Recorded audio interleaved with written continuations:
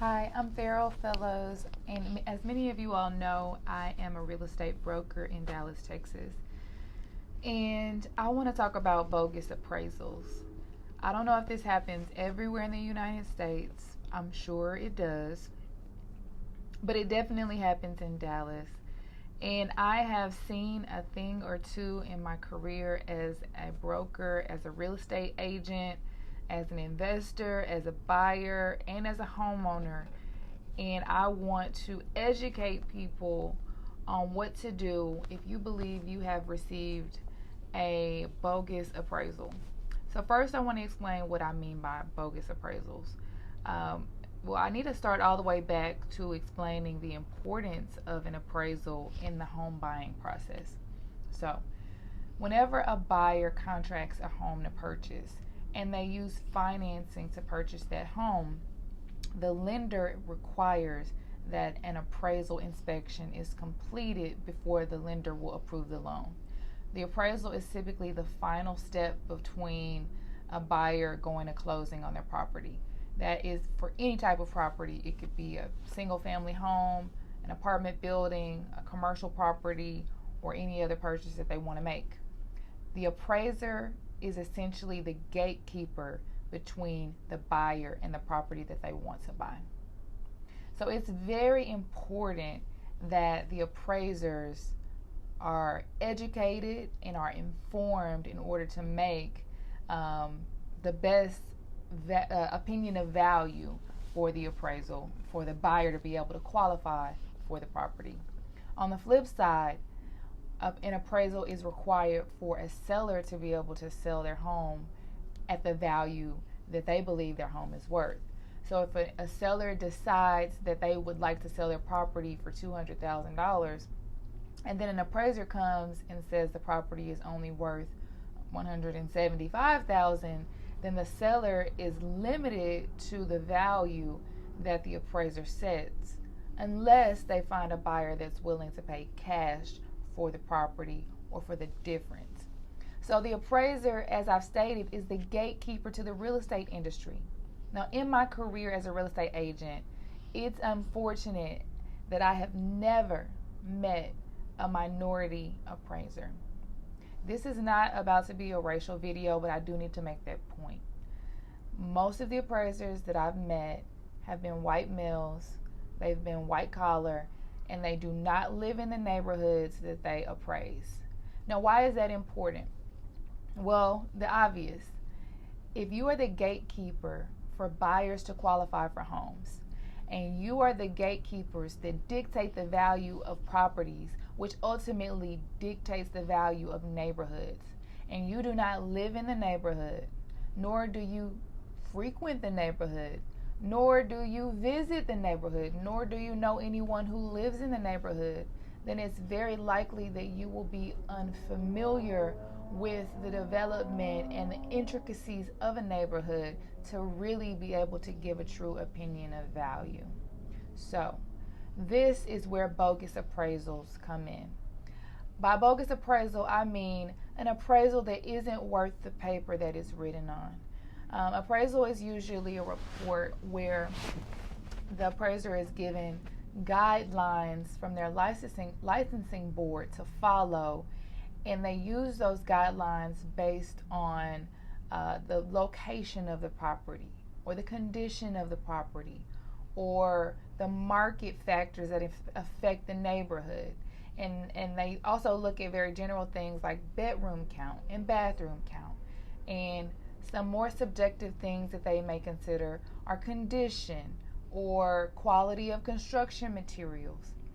But even though they're using guidelines that are, predicated by their licensing bureau, at the end of the day, an appraisal is simply an opinion of value.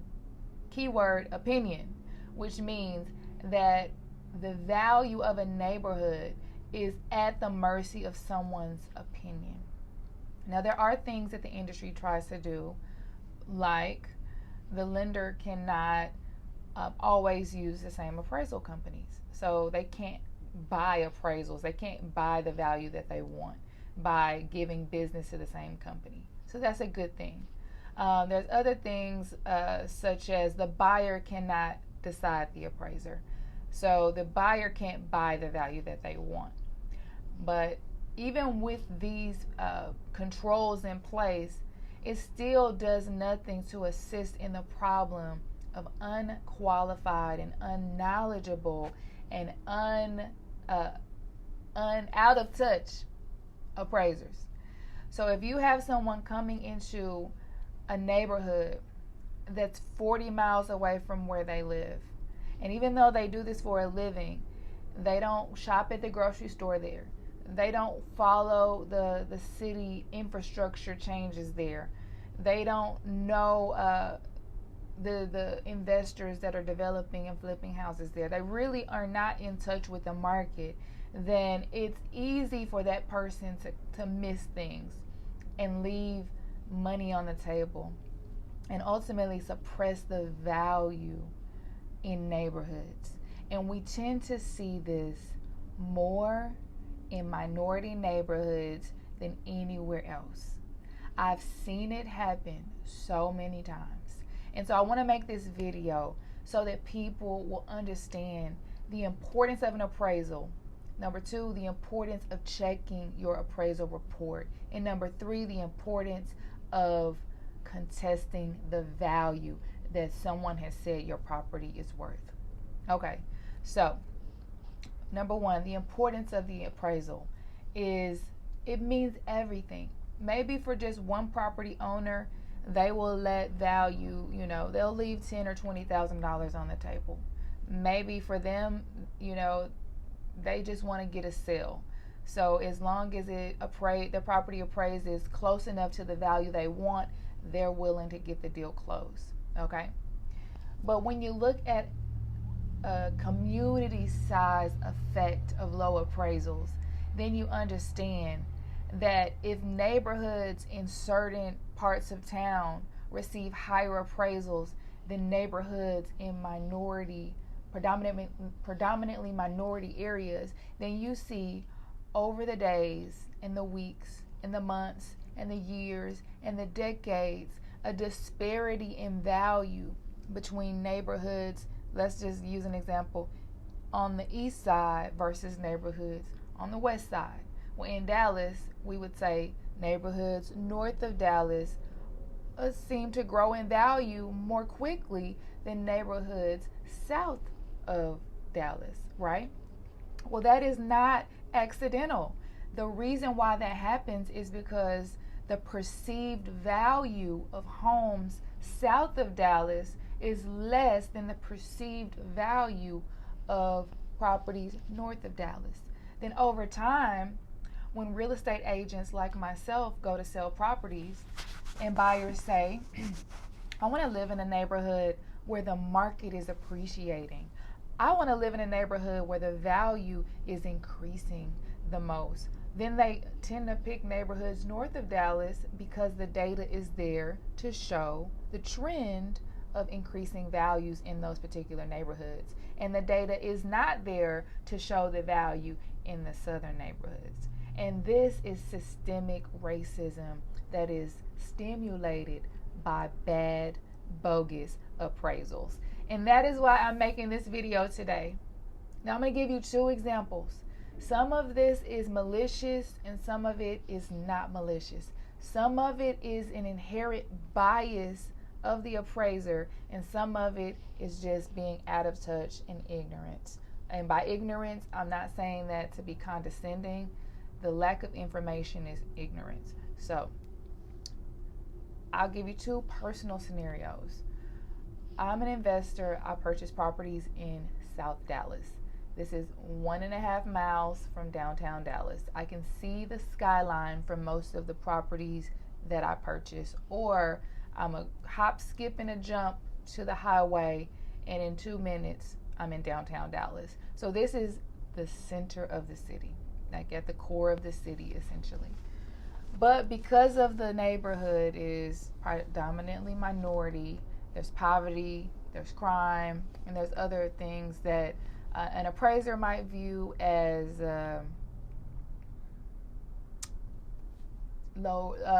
impeding the value of a property. I have seen an appraiser put mandatory conditions on an appraisal report that were so extreme that it made the property not worth what we were paying for it. And it made the lender respond in such a way that the lender could not make the loan.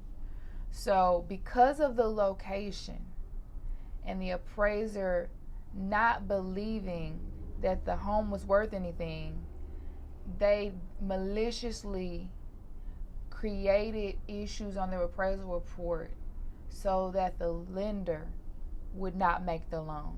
Now in this case, this was a private bank, and they can personally select the appraiser, and the appraiser was a co-owner of the private company. So this appraiser was maliciously trying to evade anti-discrimination rules in order to not have to make a loan in this neighborhood. That angered me. That same home that they said was worthless, in 6 months' time was reappraised for $180,000. And our company profited probably about almost $50,000 in a 6-month time frame. But because the appraiser was malicious, they did not want to make loans in that area. They used the appraisal report as a method to mandate conditions, because an appraisal is an inspection. So they made up repairs that weren't even necessary to drive up the costs, so to make it where the loan wasn't possible with the lender. And because this appraiser was also a co-owner in the lending company, then they were able to get by with this racism and this discrimination. So it may not have been as much about race, but it was a discrimination of areas. And if you don't believe me, then believe this. I've personally received emails from loan companies saying, we don't lend in that neighborhood. Or they draw a map around the city of Dallas. They divide it into 5 parts. And if you're in part 5, they automatically deny your loan. I've personally had that happen to me. Okay. Second example is on my personal residence. It's new construction, 1 year old, 1.5 years old. I went to get it refinanced because the rates dropped in half from what the rates were when I purchased. When I went to get refinanced, an appraiser was sent into my neighborhood. Of course, I was present when he appraised the property, because I'm always trying to be present when an appraiser is there so that I can find out if they're informed. The appraiser arrives. I immediately start to ask them questions about their familiarity about the neighborhood, their familiarity with the certain intricacies of the neighborhood. It was very apparent from their clueless responses that they had zero familiarity with the area. Nor could they name any other similar neighborhoods where they would find comparable properties. So from the start, it was obvious that the appraiser was not familiar with the neighborhood. So how do you give an opinion of value when you don't know the location? Secondly, when it was time for the appraiser to complete the report, because they were unable to complete it, they had to enlist a second appraiser to give their value. And that appraiser used the photos that were taken and general market data to appraise.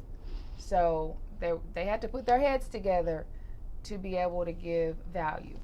When I looked at the appraisal report, they used comparable properties from about 3 to 5 miles away, which, if you know anything in an appraisal report, you need to look at properties within a 1/4 mile to a 1/2 mile away, because within 3 to 5 miles there's thousands of properties, and they can vary in so many different ways. So you don't go that far away.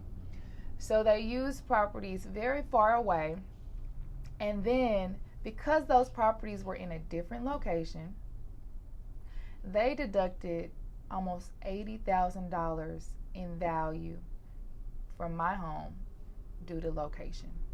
Now, because I'm a real estate agent and broker, and they may not have known this, I know the market extremely well. I know location differences. And it is completely unreasonable to adjust value from one home to the next by almost $100,000. Because if you're looking at a property that's that different in location, you should not be using that as a comparable property because it's not comparable. So this is an absolute bogus appraisal. But because the average person would not know, they would have no clue what they're reading when they read their appraisal report. The average home buyer does not read the appraisal report, and the seller does not receive a copy of the buyer's appraisal report. So when they find out that the appraisal is low, most times they just accept that that is the fact without forcing the buyer to share the appraisal report and then combing through it with a fine-tooth comb to find out exactly how that appraiser determined value. I also found errors on the report. They used the wrong construction year. They made a bunch of mistakes essentially. So the important point I want to make is that buyers must review their appraisal report. That is the gate between you owning a home. And sellers, you have a right to order an appraisal before you sell your home. So when you list your home for sale, you should know what your home is worth. And then that buyer who comes to buy it will also have to buy an appraisal report separately. And if those values are far apart, you have a right to not sell your house to that person if you believe your home is being devalued by, for whatever reason, that appraiser is unknowledgeable, or they made mistakes, or they did not understand the intricacies of your neighborhood or your property. And the third point I want to make is you need to contest your appraisal report. I was angry, to say the least, about this $80,000 deduction in value due to location. I mean, that's a slap in the face because my home has a skyline view of downtown Dallas. There were 10 offers on my home when I bought it, and any home in my neighborhood receives 10 plus offers because of how great the neighborhood is. But the appraiser wouldn't know it just driving around because all they see are the societal issues that I'm here to change. And it's hard to change social community issues when you have appraisers driving investors out of the neighborhood.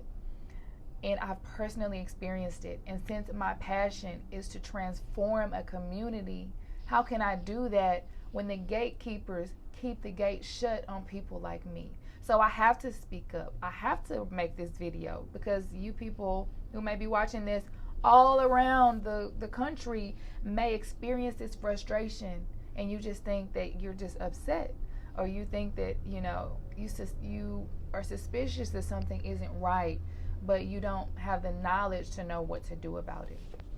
So my point 3 is that you need to contest your appraisal. If you look through your appraisal report, look at the square footage. Look at the comparable properties that they use. If they're not comparable in age, in materials, in quality, you can go drive by the properties. Some of them, if they're active listings, you can go inside of them. If they're not comparable, you can contest those appraisals. You can also provide a list of comparable properties that sold in your neighborhood or in your market area. So if you watch your market like a hawk, you know that 2 weeks ago your neighbor sold their house off the market and you know what they sold it for. You can submit that information as a part of your contesting the appraisal. Also, if you are an investor and you've invested in other homes, you can use your past appraisal reports that may have been off the market to provide that information to contest your appraisal. You can select which comparable properties you believe should be used that are more comparable than what the appraiser may have chosen. And then you can also submit a list of repairs. You can submit a list of materials that you used. So for example, your appraiser may assume that you have marble and you have quartz and you have marble. Or they may assume you have vinyl and you have hardwood floors. Or you may have, a special shingle on your roof. All of these things make your home more valuable, but the appraiser, who may not really dig that deep, might miss these things. So I would encourage you to contest your appraisal. When I contested my appraisal, I sent a long, very descriptive email with photos, pulling together all the development in my neighborhood that the appraiser is not aware of. And then 3 days later, they increased my value by $20,000.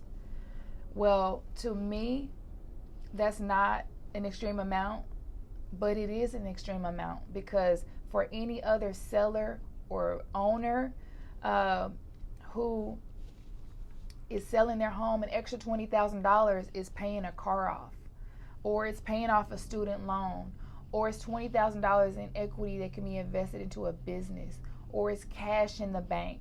So, or it's the money you need to invest in your next investment property. $20,000 difference in value is money left on the table that would have been left on the table if I had not fought for the value that I know my neighborhood is worth and I know my property is worth, right? So when I give that number back to the bank on a refinance, now I get a better interest rate. Now I get more favorable terms. My closing costs are different. I don't have to pay mortgage insurance. So all of these different these things that may seem minor are huge. And then when it's compounded over and over by all the different owners in the neighborhood start fighting for their appraised value, then real wealth can be built. So even though this may have seemed like a vent session, this is a very important conversation that we need to begin having. We need to begin standing up for ourselves. It doesn't matter your race. It doesn't matter your gender. No matter where you live, you need to know and educate yourself on why the correct appraisal is important. And then don't feel like the angry person who's going off on the lender because you don't agree with the value that they've told you your property is worth. You know better than anybody else what your home is worth or what your investment property is worth.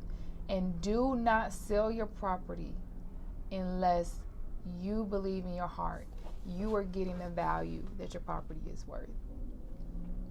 Thank you for listening. If you want more info, you can go check out my website at kingdomlegacycompany.com.